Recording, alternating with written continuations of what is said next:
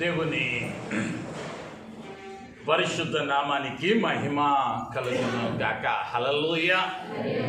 ఆ చివర ఉన్న వారికి నా మాట వినిపిస్తూ ఉందని నేను అనుకుంటూ ఉన్నాను. వినిపించినట్లయితే హల్లెలూయా. బయట ఉన్న వారికి కూడా మాటలు వినిపిస్తూ ఉన్నాయని అనుకుంటూ ఉన్నాను. ఈ మాసమునకై దేవుడిచ్చిన వాగ్దానం యెషయా గ్రంథం 40వ అధ్యాయం 29వ వచనం. యెషయా గ్రంథం సొమ్మసిల్లిన వారికి బలమిచ్చువాడు ఆయనే. చాలండి, దేవుని నామానికి మహిమ కలుగును గాక. హల్లెలూయా. లేఖనములో యెషయా ప్రవక్త ద్వారా ప్రభువు మాట్లాడుతూ ఉన్నాడు. సొమ్మసిల్లిన వారికి బలమిచ్చువాడు ఆయనే. సాధారణంగా ప్రపంచంలో ఏ గొప్ప ఐశ్వర్యవంతమైన దేశాన్ని చూసినా ఈ సొమ్మసిల్లటం అనేది రెండు రకాలుగా చూడవచ్చు. ఒకటి, శరీరములో బలహీనతను బట్టి, శరీరములో కలిగిన నీరసమును బట్టి, శరీరములో కలిగిన వ్యాధిని బట్టి నీరసించిపోవటం, కృంగిపోవటం. దీనికి మందుంది, దీనికి విడుదలుంది, దీనికి మార్గం ఉంది. కానీ రెండవది, హృదయములో అంతరంగములో మాటల చేత బాధింపబడి కృంగిపోతూ ఉంటాం, సొమ్మసిల్లిపోతూ ఉంటాం. అయితే దీనికి మందు లేదు. ఒకటే మందు, సొమ్మసిల్లిన వారిని బలమునిచ్చువాడు ఆయనే. ఆయన దగ్గరకు వస్తేనే ఆ బలాన్ని పొందుకుంటావు. ఆ మానసిక వేదన నుంచి, ఆ మానసిక బలహీనత నుంచి, ఆ ఆత్మీయ బలహీనత నుంచి బయటకు రావాలి అంటే ఆయన దగ్గరకు రావలసినదే అన్న విషయాన్ని జ్ఞాపకం చేస్తూ ఉన్నాను. సాధారణంగా ప్రభుత్వాలు ఎంతటి సంపన్నమైన దేశమైనా, ఎంతటి ఐశ్వర్యవంతమైన దేశమైనా ఆ దేశం ఏమి ఇవ్వగలదయ్యా అంటే మానవునికి, ఆ దేశంలో ఉన్న పౌరులకి, ఆ దేశంలో వారికి కావలసినటువంటి ఆహారాన్ని ఇవ్వగలదు, నీరు ఇవ్వగలదు, కావలసిన వసతులు ఇవ్వగలదు, ఉండటానికి ఇల్లు ఇవ్వగలదు, కట్టుకోవడానికి బతి ఇవ్వగలదు. కానీ ఎవని యొక్క హృదయ వేదనను కూడా ఎంతటి సంపన్నమైన దేశమైనా అది తీర్చలేనిదిగా ఉంటూ ఉన్నది. బైబిల్ గ్రంథములో కీర్తనకారుడు అంటూ ఉన్నాడు. కీర్తనల గ్రంథము 107వ కీర్తన 2 నుంచి 7 వచనాలలో ఆ మాట పలుకుదురు గాక, విరోధుల చేతిలో నుండి ఆయన విమోచించిన వారును, సొలొమోను ఆయనను విమోచించిన వారు ఇలాగ పలుకుదురు అని ప్రారంభించి ఇశ్రాయేలు జనాంగం యొక్క అనుభవాన్ని వ్రాస్తూ 4-5 వచనాలలో వారు ఎటువంటి పరిస్థితుల మధ్యలో గుండా వెళ్ళారో వ్రాశాడు. 4వ వచనాన్ని చూస్తే, వారు అరణ్యమందలి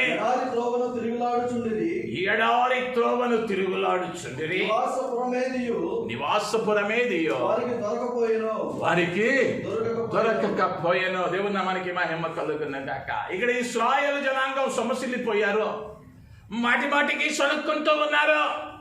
ఎందుకయ్యా అంటే వారికి నివాస స్థలమేదియో దొరకల. ఏదో 10 రోజులు 15 రోజులు కాదు, 10-15 రోజుల యాత్ర కాదది. సాధారణంగా ఐగుప్తు నుంచి కానానుకు వెళ్ళటానికి దినముల ప్రయాణం. కానీ ఇప్పుడు ఆ ప్రయాణం 40 సంవత్సరాలు అయింది. ఇప్పుడు ఈ పూట ఇక్కడుంటే రేపు ఎక్కడుంటామో తెలియదు, ఈ పూట ఈ స్థలములో ఉంటే రేపు ఏ స్థలములో ఉంటామో తెలియదు. అంటే ఒక రకంగా చెప్పాలి అంటే చిరునామా లేనటువంటి పౌరులుగా మిగిలిపోయారు. వారికి ఒక అడ్రస్ లేదు. సాధారణంగా ఇల్లు మారేటప్పుడు పడే బాధలు తెలుసు మీకు. 6 నెలలకు ఒక ఇల్లు మారాల్సిన పరిస్థితి వచ్చిందనుకో, ఇల్లు మారేటప్పుడు నీవు, నీ భార్య, నీ పిల్లలు మాత్రం ఒక బ్యాగులో బట్టలు పెట్టుకోవటానికి వెళ్ళిపోవటానికి లేదు. కావలసిన ఉపకరణములన్నీ సిద్ధపరచుకోవాలి, కావలసినవన్నీ సమకూర్చుకోవాలి. దాని కొరకు ఆ వేరొక స్థలములకు తీసుకుని వెళ్ళటానికి రవాణా కావాలి. ఎన్నో ఇబ్బందులతో కూడినది. ఒక ప్రాంతం నుంచి మరి ఒక ప్రాంతానికి వెళ్ళటం వీళ్ళకేం లేదయ్యా అంటే శాశ్వతమైన నివాసం లేదో, కృంగిపోయి ఉన్నారు. ఆ తర్వాత 5వ వచనంలో అంటాడు, ఆకలి దప్పుల చేత వారు సొమ్మసిల్లిన వారిగా ఉన్నారు. వారికి ఏమవుతూ ఉన్నదయ్యా అంటే ఆకలే. ఏ పూట ఏం ఆహారం తినాలో ఒక మెనూ లేదో, ఒక సిద్ధపాటు లేదో. దేవుడు ఇస్తే గాని తినాలి. ఇక్కడ ఏ పంట వేయలేదో, ఏ పంట కూర్చుకొనలేదో, ఏ గోదాములు వారితో లేవో. ఆహారపు కొరత, దాహమవుతూ ఉన్నది. ఎడారి మధ్యలో ఉన్నారో, కొండల మధ్యలో ఉన్నారో. వీటి చేత ఏమయ్యారయ్యా అంటే సొమ్మసిల్లిపోయారు. సొమ్మసిల్లిపోవటం వలన సణుగుకుంటూ ఉన్నారు. ఇది ఏమిటయ్యా అంటే శారీరకముగా ఏర్పడినటువంటి సొమ్మసిల్లిపోయేటువంటి పరిస్థితి. అదే సమయంలో కీర్తనకారుడు 73వ కీర్తన 26వ వచనానికి వస్తే, నా శరీరము నా హృదయము క్షీణించిపోయినను దేవుడు నిత్యము నా హృదయమునకు ఆశ్రయదుర్గమును స్వాస్థ్యమునే ఉన్నాడు.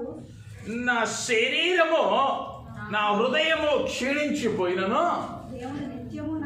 దేవుడు నిత్యము నా హృదయమునకు ఆశ్రయదుర్గం. నా ప్రాణం క్షీణించిన, నా దేహం క్షీణించిన, నాలో ఒక ఆత్మ ఉందే, దాన్ని ఆయన ఏం చేస్తా ఉన్నాడయ్యా అంటే ఆయన ఆధారమై ఉన్నాడు. నేను సొమ్మసిల్లకుండా ఆయన నన్ను లేవనెత్తేవాడు. 13వ అధ్యాయంలోనికి వస్తే కీర్తనల గ్రంథం 4వ వచనంలో అంతా ఉన్నాడు, నేను మరణ నిద్ర నొందకుండాను వానిని గెలిచెదనని నా శత్రువు చెప్పుకొనకుండాను నేను తూలిపోయి ఉండగా నా విరోధులు హర్షింపకుండాను నా కన్నులకు వెలుగునిమ్ము. ఇప్పుడు నేను దీనిలో ఉన్నానయ్యా అంటే మరణ నిద్రలోనికి జారుకుంటూ ఉన్నాను.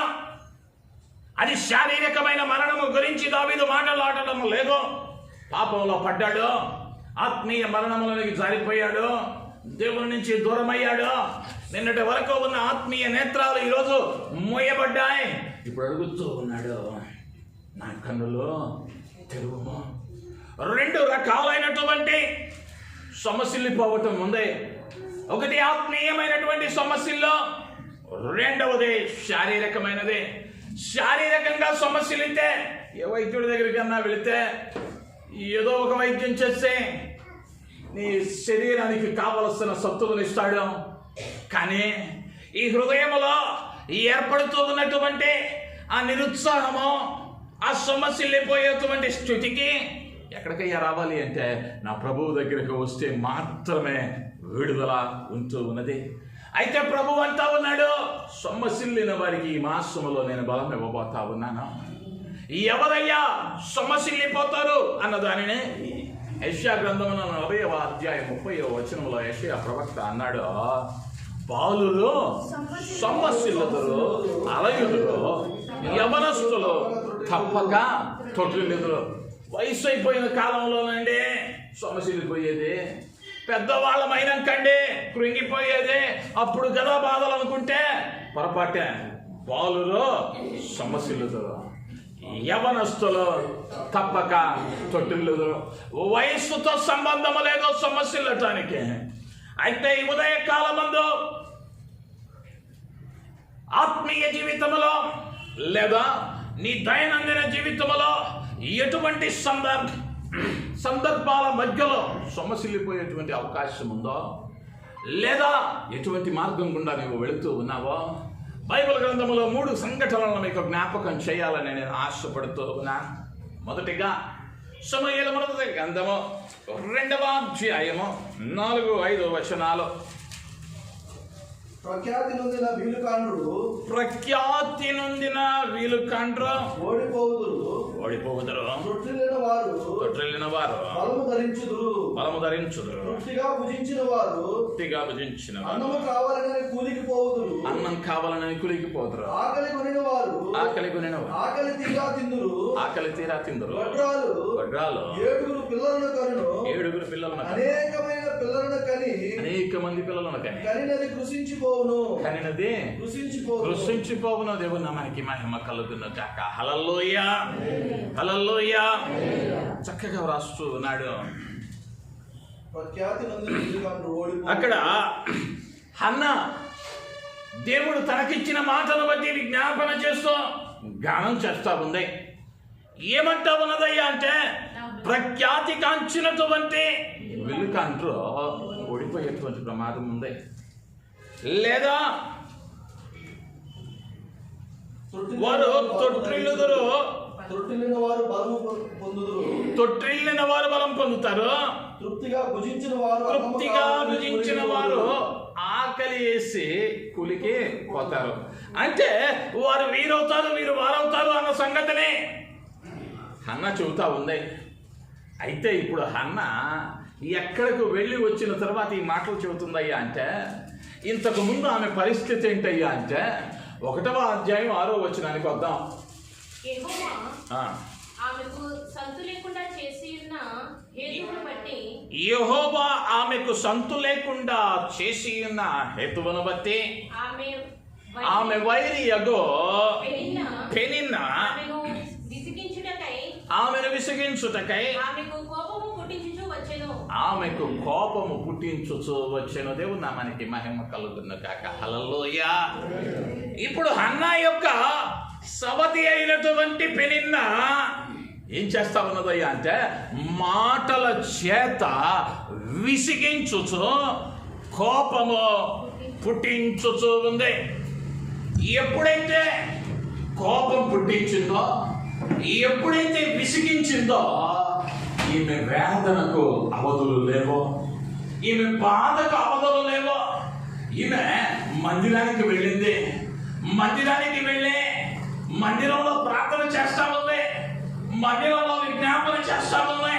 ఈమెను చూసిన ప్రవక్త అనుకున్నాడు, ఈమె మద్యపు మత్తులో వచ్చింది, ఈమె మద్యము త్రాగి వచ్చిందని ప్రవక్త అనుకుంటా ఉన్నాడు. అంటే నేను అనుకుంటాను, ఆమె కూర్చున్న విధానంలో వ్యత్యాసం ఉంది, ఆమె చేస్తున్న ప్రార్థనలో వ్యత్యాసం కనిపిస్తూ ఉంది. సాధారణంగా ప్రార్థించే వారికి ఆమె ప్రార్థనలో వ్యత్యాసం చూశాడు ప్రవక్త. సాధారణంగా కూర్చున్నటువంటి వ్యక్తికి ఆమెలోనూ వ్యత్యాసం గమనించాడు.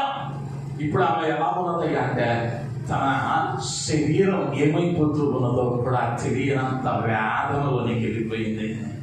ఈ వేదన రావడానికి కారణం ఏంటయ్యా అంటే, ఇంతగా సమస్యని కృంగిపోవడానికి కారణం ఏంటయ్యా అంటే, తన సవతి అయిన పెనిన్న అంటా ఉన్నదే, మాటల చేత గాయపరుస్తా ఉన్నదే.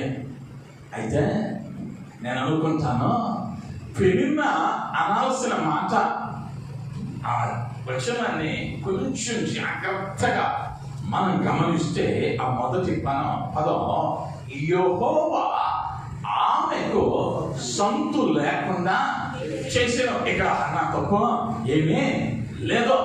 యెహోవా మూసివేశాడు గర్భాన్ని. ఇక హన్న ఎన్ని ఎత్తులు వేసినా దాని వలన ప్రయోజనం లేదు. ఆమె శరీరం బాగానే ఉంది, కానీ యెహోవా ఆమెను సంతు లేకుండా చేసి ఉన్నాడు. ఇప్పుడు తప్పు హన్నది కాదు. హన్నాకు ఆ కార్యంలో భర్తతో ఎంతో కాలంగా సంసారం చేస్తుంది, కానీ సంతానం కలగటంలా. కారణం యెహోవా ఆపేశాడు. కానీ భార్య ఎవరు పడాల్సి వస్తుంది అయ్యా ఇప్పుడు అంటే, హన్నా పడాల్సి వస్తుంది. వేదన చెందుతూ ఉంది. ఆ వేదన మధ్యలో తన స్థితిగతులను మర్చిపోతూ ఉంది, హృదయ విదారకంగా ఏడుస్తూ ఉంది. ఆమెను చూచిన వారు మత్తులో ఉన్నారనుకుంటూ ఉన్నది. అదే విధంగా కొన్ని పర్యాయాలు నీ కుటుంబంలో నీ సొంత వారు, నీ ఇంటి వారు నీ తప్పు లేకపోయినా, లేదా నీవు ఆ కార్యములో పాలు పంపలో పొందకపోయినా కొన్ని పర్యాయాలు ఆ మాటలో మనం సొమ్మసిల్లిపోయే విధంగా చేస్తాయని. ఇంటి వారే కట్టుకున్న భర్త, ఇంతకాలం కాపురం చేసిన భర్త ఒక మాట అనగానే, అయ్యో వీని కోసమా నేను ఎంతకాలం ప్రయాసపడ్డానా, నేను ఇన్ని పాటలు పడుతుంది వీని కోసమా అని కృంగిపోతాం హృదయంలో. బయటంతో కష్టపడి వస్తా ఉన్నాం, ఏదో పనులు చేస్తా ఉన్నాం, ఎంతో సంపాదిస్తా ఉన్నాం. ఇంటికి వచ్చేసరికి భార్య ఒక మాట అంటే వేదన, కృంగిపోతాం. అయ్యో నా భార్య నన్నదే, నా భర్త నన్నదే, కృతజ్ఞత లేదే. ఈ మాటలు అంటా ఉన్నారే, నేను చేసిన కష్టం అంతా, నేను పడిన బాధ అంతా వ్యర్థమైపోయిందే. లేదా నా అత్తమామలు ఇట్టన్నారే, నా తోబుట్టువులు ఇట్టన్నారే, లేదా నాతో పాటు ఉన్నటువంటి తోడి కోడలి మాటలే, నేను ఆ పని చేయలేదే, దానిలో నాకు పాలు లేదే అని వేదన చెందుతూ ఉంటాం. అనేక మందిని ఇక్కడ చేరినటువంటి వారిలో నీవు చేయని నేరానికి నీ ఇంటి వారి చేత నిన్ను అనుభవించుతూ ఉండవచ్చు. ప్రభు అంటా ఉన్నాడు, హన్నా ఏం చేసింది అంటే దేవుని మందిరానికి వెళ్ళింది. దేవుని మందిరానికి వెళ్ళే తన దోషమేమే లేదు, దేవుడే గర్భాన్ని మూసాడు, దాని వలన వేదన కలిగింది. ఆ వేదనకు అవధులు లేవు. నీ ఇంటి వారన్నటువంటి మాటలు, నీ ఇంటి వారన్నటువంటి మాటలను తలచుకొని ప్రతి దినం ఒక్కు వెళ్ళిపోతున్నావేమో. నా యేసు మాట ఇస్తూ ఉన్నాడు, ఆయన దగ్గరకు నీవు రాగలిగితే, ఆయన పాదాల మీద హన్నావలే ఆయన పాదాల మీద పడి నీవు కన్నీరు కార్చగలిగితే, నా ప్రభువు సొమ్మసిల్లిపోతూ ఉన్నటువంటి నిన్న, అయ్యో నా కుటుంబమే నన్ను చీదరించుకునే స్థితిలోనికి వెళ్ళాను, అయ్యా నాకు ఆదరణ లేదే అని అల్లాడిపోతూ ఉన్నావేమో. నీవు ఏం చేస్తూ ఉన్నావో కూడా తెలియని స్థితిలో అన్న కన్నీరు కలుస్తా ఉన్నాయి. అయ్యా నా కట్టుకున్న భర్త, నా తోడి ఉన్నటువంటి నా సరితే నన్ను మాటలతో చంపేస్తా ఉన్నాను. అయ్యా దయచేసి నన్ను కరుణించి నాకు ఒక కుమారుని అయ్యా, నాకు ఒక కుమారుని అయ్యా, ప్రభు దాసునిగా నేను సాధిస్తూ ఉన్నాను. ఈ దినమందు నీ కుటుంబంలో ఎటువంటి పరిస్థితుల మధ్యలో నుంచి వెళుతూ ఉన్నావో నాకు తెలియదు. నా ప్రభు ఎవరితోనో మాట్లాడుతూ ఉన్నాడు. నీ కుటుంబంలో నీ భర్త ద్వారానో, నీ భార్య ద్వారానో, ఈ అయిన వారి ద్వారానో, అత్తమామల చేతనో, సూటిపోటి మాటల చేత కృంగిపోతున్న స్థితిలో ఉన్నావేమో. నా ప్రభువు అభయం ఇస్తూ ఉన్నాడు. నా ప్రభువు పాదాల మీద నువ్వు పడగలిగితే, అన్నా గర్భాన్ని తెరచిన దేవుడు, అన్నా గర్భాన్ని తెరచి జరగలనుకున్న కార్యాన్ని జరిగించిన దేవుడు, నీ కన్నీటిని తుడిచే దేవుడు చెప్తూ ఉన్నాడు.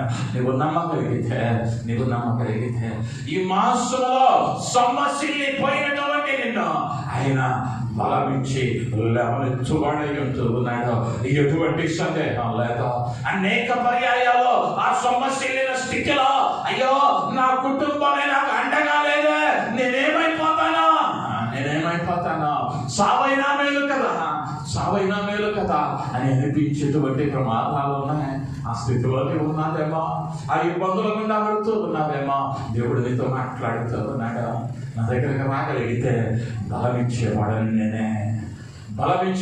నేనే, ఆ పరమ వైద్యుడను నేనే అయి ఉన్నానని నా ప్రభువు ఆ భయం ఇస్తూ ఉన్నవాడిగా ఉంటూ ఉన్నాడు. రెండవదిగా గమనిస్తే న్యాయాధిపతుల గ్రంథం 16వ అధ్యాయం 28వ వచనం. అప్పుడు సంసోను యెహోవా ప్రభువా దయచేసి నన్ను జ్ఞాపకం చేసుకొనుము, దేవా దయచేసి ఈసారి మాత్రమే నన్ను బలపరచుము. నా రెండు కన్నుల నిమిత్తము ఫిలిష్తీయులను ఒక్కమారే దండించి పగ తీర్చుకొననిమ్మని యెహోవాకు మొరపెట్టి అక్కడికి ఆధారంగా నన్న రెండు మధ్య స్తంభములలో ఒకదానిని కుడి చేతను ఒకదానిని ఎడమ చేతను పట్టుకొని. చాలా మా దేవుడు నామానికి మహిమ కలుగుతున్న కాక. హల్లెలూయా. ఇక్కడ సంసోను చూస్తూ ఉన్నాం. సంసోను బైబిల్ గ్రంథంలో బలాఢ్యుడని చెప్పబడింది. 1000 మంది వస్తే ఒక్క గాడిద పచ్చడి ఒకడ ఎముక తీసుకొని ఒక పెద్ద కుప్ప వేశాడు. సింహమును చీల్చగలిగిన వాడు, ఎలుక వెంటనే ఎదిరించగలిగిన వాడు, జుత్తుల మారి నక్కాలను పట్టుకుని వాటి మధ్య దివిటీలను పెట్టి ఫిలిష్తీయుల పంట పొలంలో తగలబెట్టగలిగినటువంటి బలం కలిగిన వాడే. కానీ ఇప్పుడు ఒక వ్యత్యాసమైన ప్రార్థన చేస్తా ఉన్నాడు. ఏందయ్యా ప్రార్థన అంటే, అయ్యా ఈ దాగోను దేవత గుడిలో ఈ 2 స్తంభాల మధ్య నిలబడి ఉన్నాను, నాకు ఒక్కసారి బలమి ఈ 2 స్తంభాలను పడవేసి ఈ ఫిలిష్తీయులను చంపివేయుదును ఒకేసారి. అయితే అక్కడ ఇంకో కార్యం జరగాలి. ఫిలిష్తీయులు చావాలి అంటే సంసోను కూడా చావాలి అక్కడ. అంటే సంసోను ఏం ప్రార్థన చేస్తా ఉన్నాడయ్యా అంటే, అయ్యా నేను చనిపోవడానికి ఈ దూరాలు పడవేయడానికి నాకు శక్తి ఇవ్వని ప్రార్థిస్తా ఉన్నాడు. సంసోను ప్రార్థన ఏంటయ్యా అంటే, అయ్యా ఈ దూరంలో పడవేస్తే ఈ ఫిలిష్తీయులతో పాటు నేను కూడా మరణించడానికి అనుమతించమని ప్రభువును కోరుకుంటూ ఉన్నాడు. చనిపోవాలని ప్రార్థన చేస్తా ఉన్నాడు. ఒకవేళ నేను అనుకుంటాను నీవైనా నేనైనా ఆ స్థలంలో ఉంటే మన ప్రార్థన ఎట్టుండేది కాదు, మన ప్రార్థన ఇట్టుండేది కాదు. అయ్యా ఏదో పొరపాటు చేశాను, చెయ్యకూడని సహవాసం చేశాను, నాకు ఒక్కసారి జ్ఞాపకం చేసుకోయ్యా. ఈ ఫిలిష్తీయులు నా కళ్ళు పీకేశారు, తిరగల రాయి విసిరించారు, దాగోను దేవత గుడిలో కళ్ళు లేని కబోదిగా నన్ను ఇక్కడ వేలాడ తీశారయ్యా. నా మీద కరుణ చూపి ఇక్కడ నుంచి తప్పించుకుని వెళ్ళే మార్గం ఏదైనా ఉంటే నాకు బయలుపరచమని ప్రార్థించుండేవాళ్ళం.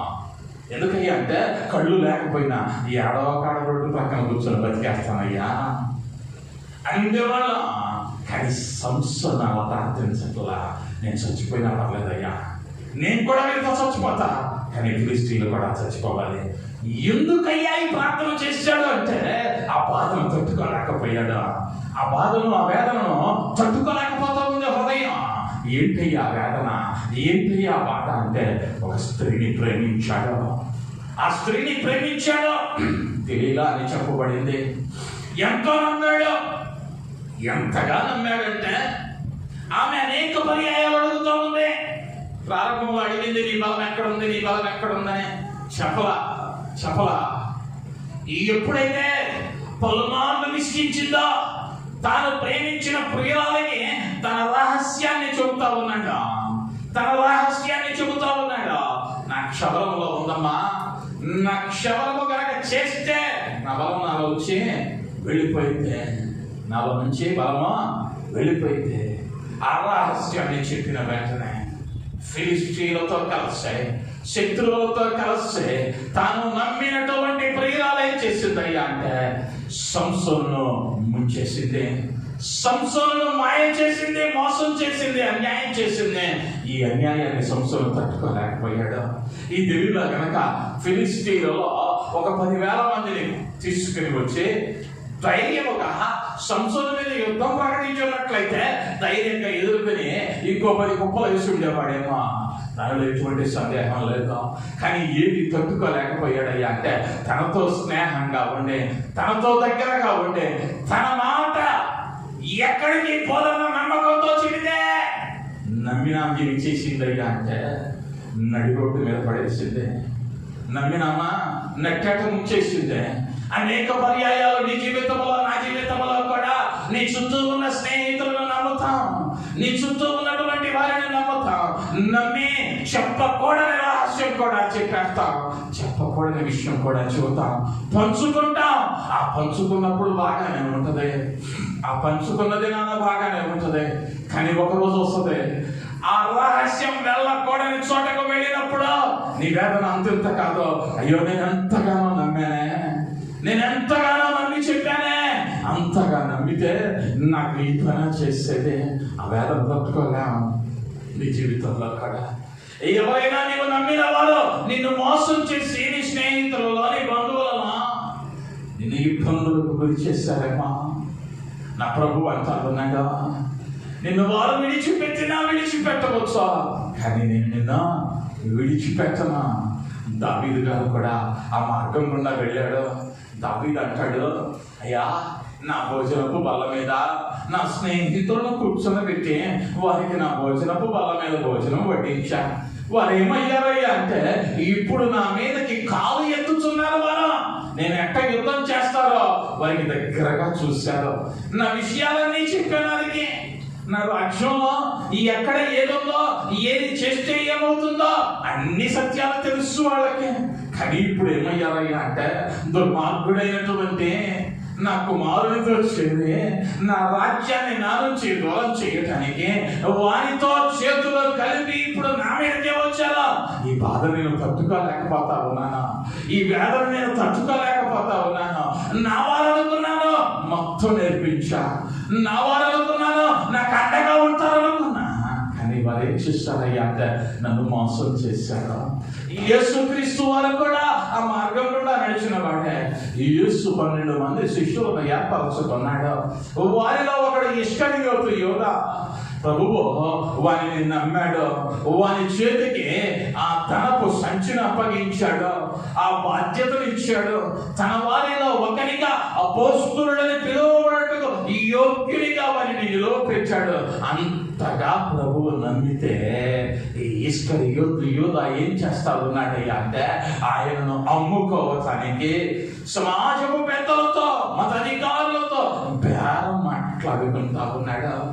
ప్రభువు ముందుగానే హెచ్చరించాడు, మారతాడేమో యోధా అని. మీలో ఉన్నటువంటి వారిలో ఒకడు నన్ను అప్పగించబోతా ఉన్నాడంటే యోధా అంటా ఉన్నాడు, ప్రభువా నేనా, ప్రభువా నేనా అంటే ప్రభు చక్కగా చెప్పాడు, నీవన్నట్లే అప్పటికి పశ్చాత్తాపం కలగల యోధాకు. ఒలీవల తోటలో ఆ రాత్రి కాలమంతా ప్రభువు ప్రార్థించడానికి వెళుతూ ఉండగా గెత్సమనే తోటలో ప్రార్థనకు ఆయన వెళుతూ ఉండగా రోమా సైన్యాన్ని తీసుకుని వచ్చాడు ఈ ఇస్కరియోతు యోధా. కపటముతో ప్రభువును అప్పగించాడు. ప్రభు అప్పుడు కూడా అంటా ఉన్నాడు, యోధా ఈ ముద్దు చేత నన్ను అప్పగించిటివా? ఏం చేశాడయ్యా నమ్మిన వాడు అంటే ప్రభువుని అప్పగించాడు. యోసేపును గమనిస్తాను. అన్నలను నమ్మాడు, అన్నలే తన సర్వం అనుకున్నాడు. ఆకలితో అల్లాడిపోతా ఉంటారు, పొలంలో గొర్రెలు కాస్తా ఉన్నారు. వారికి ఆహారం తీసుకొని వెళదామని చిన్నవాడైనా బాలుడైనా సాహసించి ఆ అడవి గుండా ప్రయాణం చేసి అన్నలకు ఆహారం తెచ్చాడు. అయితే అన్నలు ఏం చేశారయ్యా అంటే వారిని అమ్ముకున్నారు. కానీ యోసేపు అయ్యో వారికి అన్నం తెస్తే నన్ను అమ్ముకున్నారే అని వేదన చెందలా. ప్రభువులో నిలవబడ్డాడు, పాపానికి దూరంగా ఉన్నాడు, పాపమును చూస్తే పరిగెత్తాడు. ప్రభువులో నిలవబడ్డాడు. ఏమయ్యాడయ్యా అంటే ఆశీర్వదింపబడ్డాడు. ఈరోజు నీ చుట్టూ ఉన్నటువంటి స్నేహితులు, నీ చుట్టూ ఉన్నటువంటి మిత్రులు, నీ అయిన వారు, నీ కాని వారు, నీవు నమ్మిన వారు, నీ సొంత విషయాలను చెప్పిన వారు నిన్ను నవ్వుల పాలు చేయటానికి, నలుగురిలో గేలి చేయటానికి, లేదా సమస్యల వలయాలలోనికి నెట్టడానికి అవకాశం ఉంటూ ఉన్నది. కొన్ని పర్యాయాలు నీవు ఆ మార్గం గుండా వెళ్ళావేమో, లేదా ప్రస్తుతమో నీవు ఆ పరిస్థితుల మధ్యలో నుండి వెళుతూ ఉన్నావేమో. నీవు ధైర్యపడవలసిన అవసరం లేదు. ప్రభు అంతా ఉన్నాడు, నీ స్నేహితులు నిన్ను మోసం చేసిన, నమ్మినటువంటి ప్రియురాలు, నమ్మినటువంటి స్నేహితుడు నిన్ను మోసం చేసిన, నేనేం చేస్తానయ్యా అంటే సొమ్మసిల్లిన నీకో బలమిచ్చువాడను నేనే, బలమిచ్చువాడను నేనే. కొన్ని పర్యాయాలు సొమ్మసిల్లిపోవటానికి కారణం నీ ఇంటి వారే. ఆ ఇంటి వారి మాటలో బహు కఠినంగా ఉంటాయి. అదే మాట బయటవాడంటే అంతగా పట్టించుకో. కానీ ఇంటి వారు ఆ మాట పలకకూడదు, ఆ మాట అనకూడదు. ఎందుకయ్యా అంటే ఆ ఇంటి కోసమే నీవు నిత్యము చెమటను చిందించుకున్నావే, ఆ ఇంటి కోసమే కష్టపడుతూ ఉన్నావే ఉదయం మొదలు సాయంకాలం వరకు. అయినా ఆ ఇంటి వారే నిన్నొక మాట అంటే ఎంత వేదన ఆ స్థితిలో ఉన్నావేమో. ఆ మాట అంటా ఉన్నది నీ అత్త మామలు ఉండవచ్చు, నీ భర్త ఉండవచ్చు. ఆ మార్గంలో నీవు ఉంటే నా ప్రభు అంటా ఉన్నాడు, నువ్వు సొమ్మసిల్లిపోవలసిన అవసరం లేదు, ఆ మాటలను బట్టి కృంగిపోవాల్సిన అవసరం లేదు. నేను నీకు బలం ఇచ్చేవాడను. ఈ లోకంలో మందు లేకపోవచ్చు దానికి, ఈ లోకంలో దానికి విరుగుడు లేకపోవచ్చా, కానీ నా మాట నేనేం చేసిందయ్యా అంటే బలం అందించే మాటగా మారింది. రెండవదిగా నీ స్నేహితులను నీ స్నేహితులు, నీవు నమ్మిన వారు నిన్ను మాయ చేస్తే నిన్ను మోసం చేయొచ్చా, నిన్ను ఇబ్బందుల్లోనికి నెట్టవచ్చా, నీ పతనానికి వారు కారణం కావచ్చా, అయినను నీవు సొమ్మసిల్లవలసిన అవసరం లేదు. నేనున్నాను, నేను బలపరచుతానంటే నా ప్రభువు మాట ఇస్తూ ఉన్నవాడిగా ఉంటూ ఉన్నాడు. మూడవదిగా 2 తిమోతిలకు రాసిన పత్రిక 4వ అధ్యాయము 16-17 వచనాలు.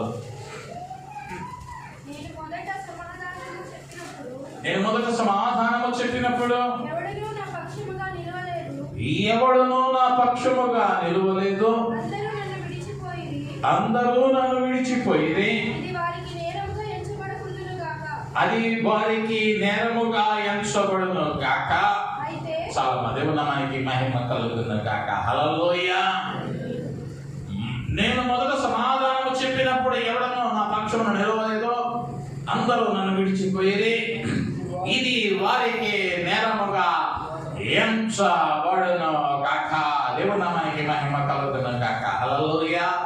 అపొస్తలుడైన పౌలు తిమోతికి వ్రాస్తూ చెబుతూ ఉన్నాడు, ఇది వారికి నేరముగా ఎంచబడును గాక. ఎవరికయ్యా అంటే అపొస్తలుడైన పౌలు ప్రతి పత్రికను రాస్తూ ఉన్న సందర్భంలో ఆయన వాడిన పదజాలం ఏంటయ్యా అంటే, ప్రభువునందు నా తోటి పనివాడు, నా జత పనివాడు. అంటే పౌలతో పాటు ప్రభువు పనిలో ఉన్నటువంటి వారు. ఇప్పుడు పౌలు గారికి ఏమైందయ్యా అంటే సమస్యల వలయాల్లో చిక్కుకున్నాడు. ప్రభుత్వాలు హింసిస్తూ ఉన్నాయి. అయితే ఇప్పుడు పౌలుతో నిలవబడవలసిన వారు ఏమయ్యారయ్యా అంటే కనుమరుగైపోయారా. పౌలుతో నిలవబడి ఆ వేదనలో అండగా ఉండవలసినటువంటి నాయకులు లేదా తోడు నిలవబడవలసిన తోటి పనివారు కనుమరుగైపోయారు. దానికి అంటా ఉన్నాడు, నా పక్షమున నిలువలేదు, అందరూ నన్ను విడిచిపోయి. నేను ఇప్పుడు నిస్సహాయ స్థితిలో ఉన్నాను, కానీ ఆ ప్రభువు నన్ను బలపరిచాడు అని చెబుతూ ఉన్నాడు. ఆ ప్రభువు నన్ను బలపరిచాడు. అనేక పర్యాయాలు నువ్వు పని చూస్తూ ఉన్న కార్యాలయమే కానీ, లేదా నీ కుటుంబంలో నీ బంధువర్గమే కానీ, ఆ పనులలో, నా ఇబ్బందిలో, ఆ కష్టంలో, ఆ వేదనలో నీకు అండగా నిలవబడవలసిన వారు, ఆ సమస్య మధ్యలో నీకు తోడుగా నిలవబడవలసిన వారే నీకు వ్యతిరేకంగా మారితే ఆ వేదన వర్ణనాతీతం. అది శరీరాన్ని కాదు వేధించేది, మనస్సును వేధిస్తూ ఉంటుంది. మీ అత్త ఒక మాట ఉందనుకుందాం, నిన్ను ఆ మాటల సమయంలో నీ భర్త కనుక నీకు తోడు నిలవబడకపోతే ఇక దానికి ఎన్ని ఆనకట్లు కట్టినా ఆ నీటినే ఆపలేము. ఎందుకయ్యా అంటే నీతో నిలబడవలసినటువంటి నీ సాటి అయిన సహాయం నీతో నిలబడలేదన్న వేదన నిన్ను వెంటాడితే ఇప్పుడు అపోస్తలుడైన పౌలు ఏ స్థితిలో ఉన్నాడయ్యా అంటే తన తోటి జత పని వాళ్ళు ఏం చేశారయ్యా అంటే ఈ రోమా ప్రభుత్వం చేపట్టిన వెంటనే, స్వార్థ ప్రకటించవద్దని శిక్షించిన వెంటనే పౌలు గారిని విడిచి వెళ్ళిపోతా ఉన్నారు, దూరమైపోతా ఉన్నారు, కనుమరుగైపోతా ఉన్నారు. కొన్ని పర్యాయాలు పనిచేస్తూ ఉన్న స్థానంలో ఏదైనా సమస్య వచ్చినప్పుడు దీనితో మాకు సంబంధం లేదని నిన్ను మాత్రం ముందుకు నెట్టి, నిన్ను మాత్రం సమస్యలో పెట్టి వారి చేతులు ఎత్తేస్తారేమా, ఎత్తేసే స్థితిలో నీవు ఉన్నావేమో. కానీ ప్రభు అంటా ఉన్నాడు, నేనున్నాను నీ పక్షంగా. దావీదు మార్గం గుండా వెళ్ళాడు. సమూయేలు మొదటి గ్రంథంలో 30వ అధ్యాయంలో 3వ వచనంలో 4వ వచనంలో చదివితే దావీదును అతని జనులను పట్టణములకు వచ్చి అది కాల్చబడి ఉండుటయు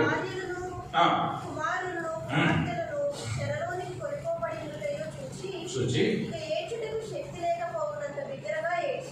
ఇక ఏడ్చుటకు శక్తి లేనంత బిగ్గరగా ఏడ్చిరి. దేవునామానికి మహిమ కలుగును గాక. హల్లెలూయా.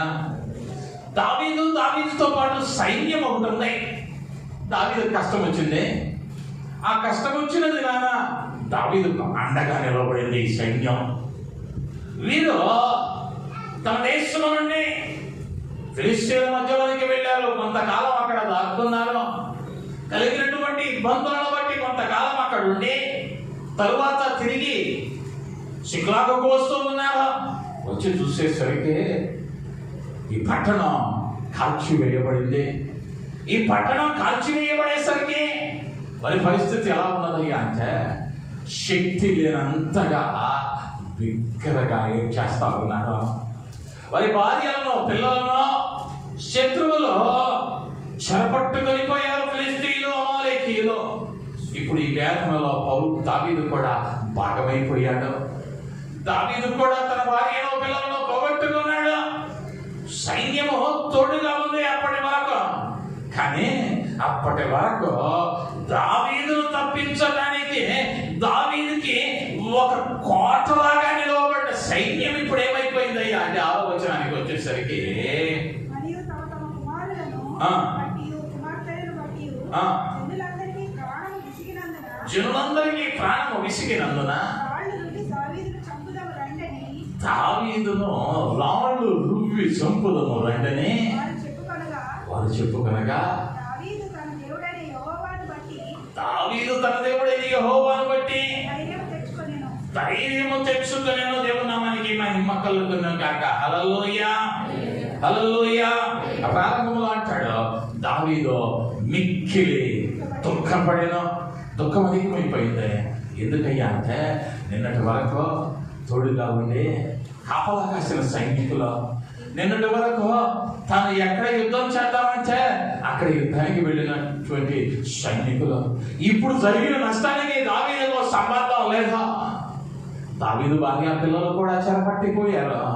కానీ ఇప్పుడు నిన్నంతా ఎవరి మీద వేశారయ్యా అంటే దావీదు మీద వేశారు. దావీదు మీద వేస్తే దావీదుని ఏం చేద్దాం అనుకుంటున్నారయ్యా అంటే రాళ్లతో కొట్టి చంపుదాం అనుకుంటూ ఉన్నారు. నీ పరిస్థితి ఎలా ఉన్నదేమో, దానితో నీకు సంబంధం లేదు. నీకు అండగా నిలవబడవలసిన వారు, నీకు ఆధారంగా నిలవబడవలసిన వారు నీ బాధలో నీ మీద రాళ్ళు రువ్వటానికి నిలుస్తూ ఉన్నారేమో. ప్రభు అంతా ఉన్నాడు, ప్రభు అంతా ఉన్నాడు. సొమ్మసిల్లిన వారికి బలమిచ్చువాడు ఆయనే. ఈ లోకంలో సమస్యలు ఏమనగా వైద్యం చేయటానికి వైద్యులు ఉన్నారు. ఒకవేళ హృదయంలో సమస్య లేవా, హృదయంలో సమస్య లేవా, దానికి ఏ మందు లేదు. ఒక్కటే మందు, నా ప్రభువు పాదాల దగ్గరకు రావటమే. ఆ సమస్యలు పోవటానికి కారణం నీ ఇంటి వారు అవుతూ ఉన్నారేమో. నీ భర్తో, నీ భార్యో, నీ అత్తో, నీ మామో, లేదా నీ బిడ్డలో ఎవరవుతూ ఉన్నారో ఆ మాటలను తలచుకొని వేదనలో కృంగిపోతూ బలహీనపడుతూ ఉన్నారేమో. ప్రభు అంటా ఉన్నాడు, నేను నిన్ను బలపరుస్తాను, నేను నీకు బలం ఇస్తాను. నీ స్నేహితులను నమ్మి, నీ తోటి వారిని నమ్మి, చెప్పకూడని విషయాలని చెప్పి నవ్వుల పాలవుతో వాటిని తలుచుకొని వేదన పడతా ఉన్నావేమో. నమ్మి కదా చెప్పాను, నమ్మి కదా ఈ మాట చెప్పాను, చెప్పకూడని చోట ఈ మాట చెప్పి నన్ను సమస్యలో నెట్టేశారే, వీరిట్లా చేస్తారని నేను అనుకోనలేదే అన్న వేదనలో ఉన్నావేమో. దానిలో నుంచి బయటకు రాలేకపోతా ఉన్నావేమో. ప్రభు అంటా ఉన్నాడు, నా బలాన్ని నీకు ఇస్తాను. నీకు అండగా నిలవబడవలసిన వారు, నీకు అండై ఉండవలసిన వారు నీకు తోడుగా లేక నిన్ను విడిచిపెట్టి నీకు దూరం అయ్యారేమో, నీకు దూరం అయ్యారేమో. నీ మీద కత్తులు నూరుతున్నారేమో. భయపడతా. ఎందుకైనా అంటే యెషయా గ్రంథంలో ఒక చక్కని మాట చెప్పాడు. 40వ అధ్యాయము 31వ వచనంలో, యెహోవా కొరకు ఎదురు చూచువారు నూతన బలము పొందుదురు, పక్షిరాజు రెక్కలు చాపి పైకి ఎగురుదురు, అలయక పరుగెత్తుదురు, సొమ్మసిల్లగా నడిచిపోదు. నువ్వు యెహోవా కొరకు ఎదురు చూడగలిగితే నీ పరిస్థితి ఎలా ఉన్నా, అది ఇంటిలో సమస్య అయినా, స్నేహితులలో సమస్య అయినా, పనిచేస్తూ ఉన్న స్థలంలో సమస్య అయినా, నీ బంధువర్గం మధ్యలో సమస్య అయినా, దానిని బట్టి నెమ్మదిని కోల్పోయావేమో, దానినే తలుచుకుంటూ వేదనలో ఉన్నావేమో. యెహోవా కొరకు కనిపెట్టగలిగితే నూతన ఫలాన్ని నా ప్రభువు ఈ మాసంలో నీకు ఇవ్వబోతూ ఉన్నాడు. నువ్వు సమస్యపోతూ ఉన్నావేమో, కృంగిపోతూ ఉన్నావేమో, అలాయక ఏడ్చుతూ ఉన్నావేమో, నా ప్రభువు మాట ఇస్తూ ఉన్నాడు. నువ్వు నమ్మగలిగితే ఒక్క నిమిషం తక్కువ వచ్చి ఆ ప్రభువుకు అప్పగించగట. అయ్యా నువ్వు మాట ఇచ్చావు, అయ్యా సమస్యలైన వారికి బలమిచ్చువాడు ఆయనే, శక్తిహీనులకు బలాభివృద్ధి కలుగ చేయవాడు ఆయనే అని మాట ఇచ్చిన నా యేసయ్య. నీకు కదా అయ్యా కుటుంబంలో జరుగుతున్న కార్యాలను బట్టి తమ అయిన వారే అయ్యా తమ అంటూ ఉన్నటువంటి సూటిపోటి మాటల చేత సమస్యలు కృంగిపోతూ ఉన్నారేమో, సమస్యలైన స్థితిలో ఉన్నారేమో. అయ్యా నా యేసయ్య, అయ్యా బిడ్డలకు బలాన్ని ఇవ్వండి తండ్రి. ఆ సమస్యలైన స్థితిలో నుండి బిడ్డలు లేవనెత్తండి అయ్యా. అయిన వారు, నమ్మిన వారు, స్నేహితులు అయ్యా, ప్రేమించిన వారు మోసం చేసి అయ్యా అయ్యా బిడ్డలు నాయన వేదన మధ్యలో అయ్యా కృంగిపోతూ ఉన్నారేమో. అయ్యా ఆదరణ దయచేయి అయ్యా. తోడు నిలవబడవలసినటువంటి తోటి పని వారు అయ్యా చేసిన మోసాన్ని బట్టి అయ్యా బిడ్డలు ఆడుతూ ఉన్నారేమో. దర్శించండి ఈ కృపను కృపరించండి. చేరుకొచ్చిన ప్రతి బిడ్డను బలపరచమని ఆశీర్వదించమని ఈ చిన్ని మాటలను దీవించి ప్రతి హృదయంలోనూ ఫలింపచేసి ఆశీర్వదింపచేయని యేసు నామములో అడుగుతున్నాను తండ్రి. ఆమేన్.